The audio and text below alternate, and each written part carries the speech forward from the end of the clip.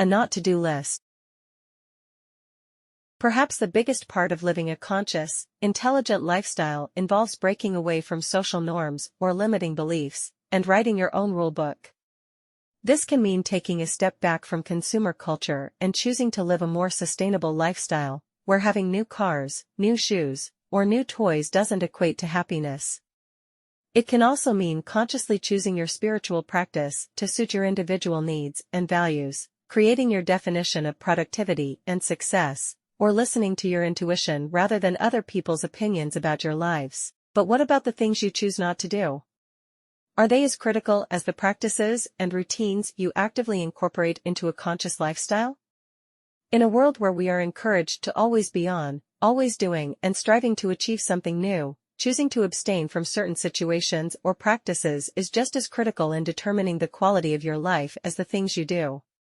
You can meditate every morning and practice gratitude, but if you spend the rest of your day doom scrolling on Instagram and frantically answering every email, you can only get that far. The mindset switch. That's where the not-do list comes in. It involves taking a step back, identifying daily habits, routines, or relationships that are impacting you negatively, and making a mindful decision to remove them from your life. But, more importantly, it also requires a drastic mindset shift, a move away from the relentless modern-day culture of always doing and an acceptance of slowing down, getting rid of the fear of missing out, and choosing not to always participate in what everyone else is doing. The world-famous life coach Tony Robbins has often spoken about the importance of this switch away from long to-do lists and more strategic planning that's aligned with your bigger life purpose and individual goals. Quote, "The biggest problem with to-do lists is that focusing only on what you need to get done does not guarantee that you're actually making any real progress. To-do lists can keep you busy, of course, and there is a certain sense of satisfaction you get from checking off a series of tasks, but you can end up crossing off everything on your list and still feel like you haven't really accomplished anything," he says. End of quote. Real progress is made when you're strategically cherry-picking the professional opportunities, social occasions, and daily practices you are bringing into your life, while simultaneously curating and removing everything that doesn't help you get closer to your goals. Process of elimination. Tim Ferriss, another great modern thinker, entrepreneur, and avid user of the 5-minute journal, is a big believer in the power of a not-to-do list. Quote, "Not-to-do lists are often more effective than to-do lists for upgrading performance. The reason is simple: what you don't do determines what you can do," he writes on his blog. End of quote. Here are some of his suggestions of things you should no longer be doing to improve the overall quality of your life and up your chances of improving your goals. For starters, don't check your email first thing in the morning, as it can scramble your priorities and plans for the day. Ferriss also believes in not carrying your phone 24/7, as well as not working extra hours to fix overwhelmed or an overloaded work schedule. The real solution lies in prioritizing and simply leaving some things undone, as far as Ferriss is concerned. This is where tools like the Productivity Planner and Daily Desk Pad can also come in handy, as they encourage you to assign yourself no more than 5 key tasks for the day, keeping your schedule manageable and avoiding anxiety and overwhelm clouding your working days.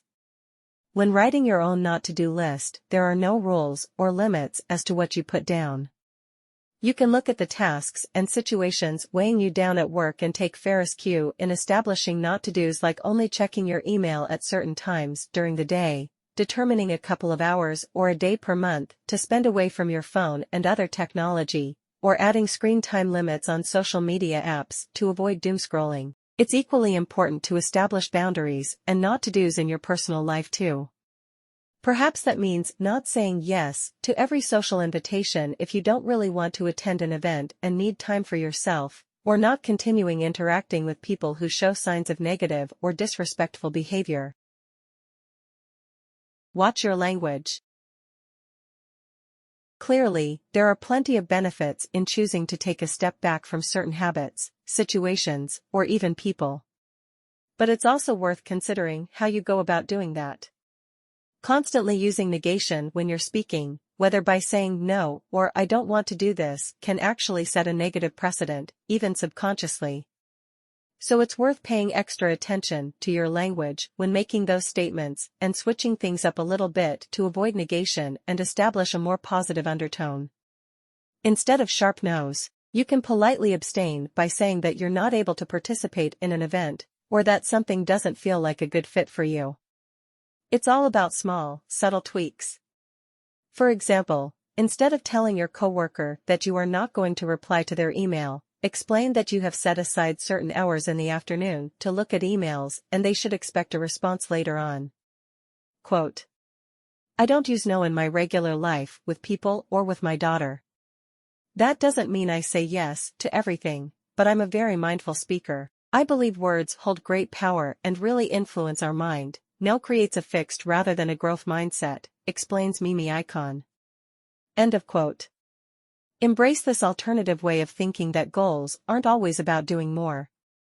When setting your objectives, aims, and dreams, think holistically about what you should be doing more of, what you need to be doing less of, and what you need to be saying goodbye to.